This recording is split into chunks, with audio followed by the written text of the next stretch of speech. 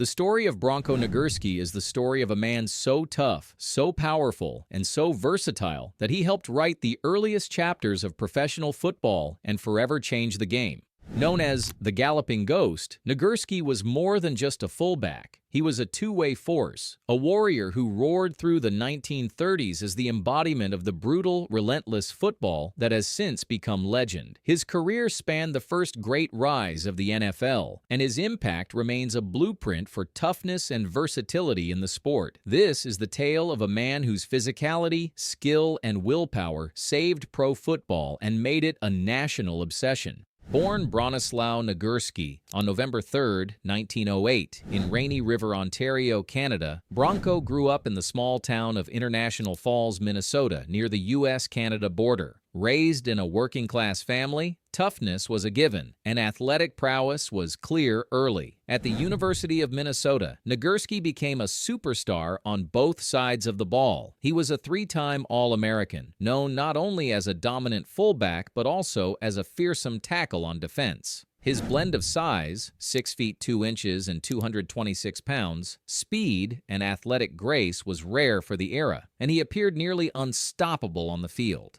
So dominant was Nagurski in his college years that by the time he signed with the Chicago Bears in 1930, the NFL was ready for a new kind of hero. The league itself was struggling for legitimacy, playing in front of small regional audiences. But Nagurski's performances began to draw attention, showing the potential for the professional game to capture the national imagination. In his early years with the Bears, Nagurski embodied brute strength and athletic skill, running aggressively as a fullback, blocking fiercely for other backs, and lighting up the defense with tackle after tackle. Over his 9 NFL seasons before retirement in 1937, he rushed 633 times for 2,778 yards, an impressive 4.4 yards per carry average, and scored 25 touchdowns. His passing ability added versatility, completing 77 passes with 7 touchdowns, while his 11 receptions gained 134 yards. These numbers understate the physical toll he absorbed and his constant impact on games in an era where players commonly played both offense and defense.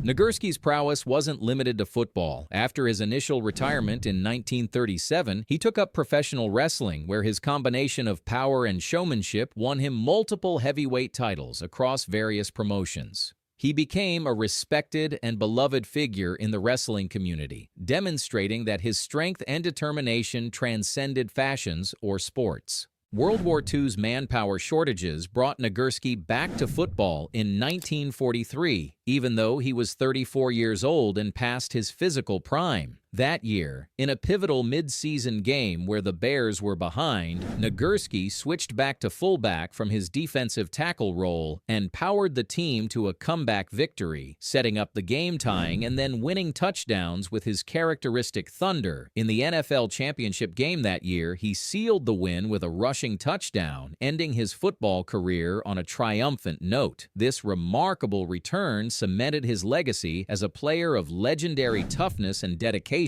Nagurski's playing style was simple but brutally effective. He did not dance or juke. He did not rely on speed alone.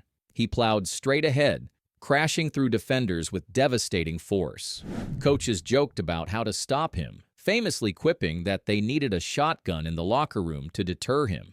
Despite the rough play and limited protective equipment of the era, he rarely hesitated. He was a man who understood the pain and embraced it, playing through injuries and delivering key plays in the toughest moments. His specialty moves included a jump pass off a fake line plunge, a technique that helped win the 1932 championship game for the Bears. That championship and the next, in 1933, were historic for the first official NFL championship games played, and Nagurski was central to those Bears teams' dominance. His leadership, toughness, and versatility defined those early powerhouses. Off the gridiron, Nagurski became a cultural figure. His professional wrestling career extended well into his 50s, winning several world heavyweight championships, including versions recognized by the National Wrestling Association and California State Athletic Commission. The crossover helped popularize pro wrestling in many regions and broadened Nagurski's fame beyond football audiences. After retiring from sports,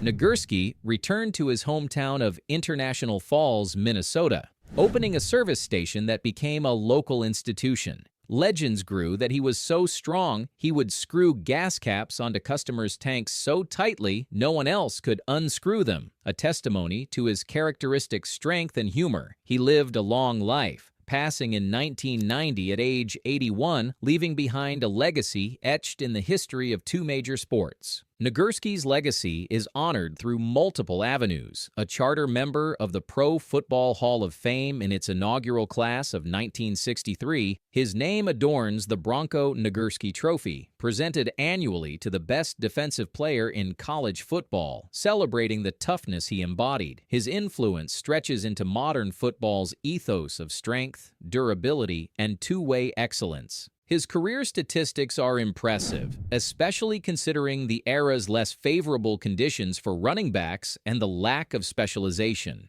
Rushing nearly 2,800 yards on a 4.4 average per carry with 25 touchdowns over 9 pre-war seasons in an unforgiving league is a mark of uncommon talent. Equally, his defensive contributions and punting prowess rounded out his skill set. More than raw numbers, Nagurski's impact was cultural and structural. He was a symbol of football's rugged origins and the athletic ideal of combining power and versatility. His tough, straight-ahead running helped shift offensive philosophies toward greater emphasis on the running game by a bruising power back, setting a standard for those who followed. The brief comeback in 1943 wasn't just a footnote, but a testament to his work ethic and passion.